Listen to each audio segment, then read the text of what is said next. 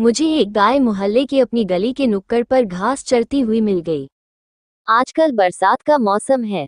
बारिश के नाम पर इस मौसम में अपेक्षा से बहुत कम पानी बरसा है अपने इलाके में।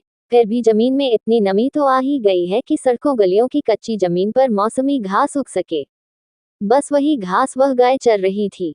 मैं पास से गुजरने लगा तो उसने मुझे गौर से देखा। उसे शायद मेरा चेहरा देखा पहचाना सा लग रहा था। मैंने उसकी ओर मुखातिब होकर पूछा, क्यों भई गया माए, आज इधर कैसे?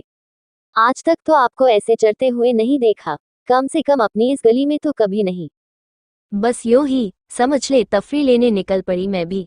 कभी कभी जिंदगी में कुछ चेंज भी तो होना चाहिए, उसका जवाब था। उसकी बात मैं समझ नहीं पाया।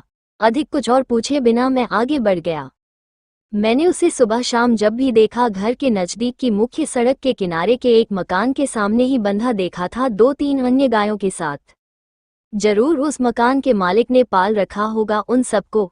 उस दुमंजिले मकान के भूतल पर किराने की दुकान है उसी मकान मालिक की, और साथ में चलता है गाय भैंसों के चारे का कारोबार। एक आटा चक्की भी चलती है वहाँ। मैं कभी कभार आटा खरीद ले आता हूँ वहाँ से। ऐसे ही मौकों पर अथवा वहाँ से सड़क पर पैदल गुजरते हुए मैंने उस गाय को खूंटे से बंधे और नान से चारा पानी खाते हुए देखा है, लेकिन कभी भी शहर के आम छुट्टा जानवरों की तरह उसे इधर उधर घूमते चरते नहीं देखा, वो पालतू जो थी। मुझे जिज्ञासा हुई देखूं कि माजरा क्या है। मैंने सड़क पर आते जाते उस खूंटे पर गौर करना शुरू किया। अब वह गाय उस खूंटे से बंधी नहीं दिखाई देती, कभी नहीं। मैं समझ गया वह अब बेकार हो चुकी है।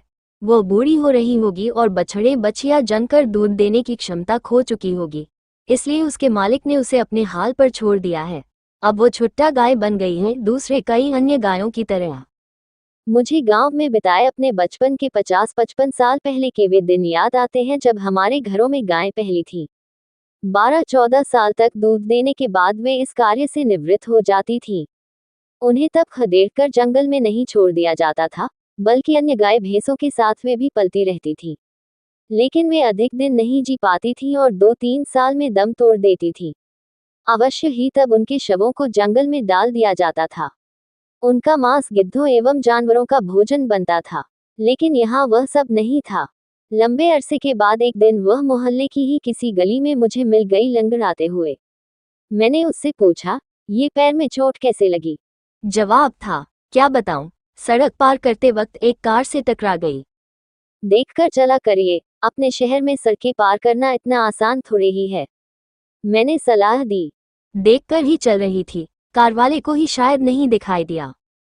यानी कि कार वाला आपसे टकराया? यही न, यह मैं कैसे कहूँ। कार वाला बड़ा आदमी होता है, उसको भला कैसे दोष दिया जा सकता है? दोषी तो सदा कमजोर ही माना जाएगा ना। यही तो इस दुनिया का उसूल है। उसकी इस टिप्पणी का क्या जवाब दूं मैं सोच नहीं पा रहा था। चलिए, कुछ दिन में आपका पांव ठीक हो जाए यही प्रार्थना है मेरी, कहते हुए मैं वहां से चल दिया। यह मेरी उससे अंतिम मुलाकात थी। उसके बाद मैंने उसे कभी नहीं देखा। वह शायद दिवंगत हो गई होगी, या फिर कुछ और।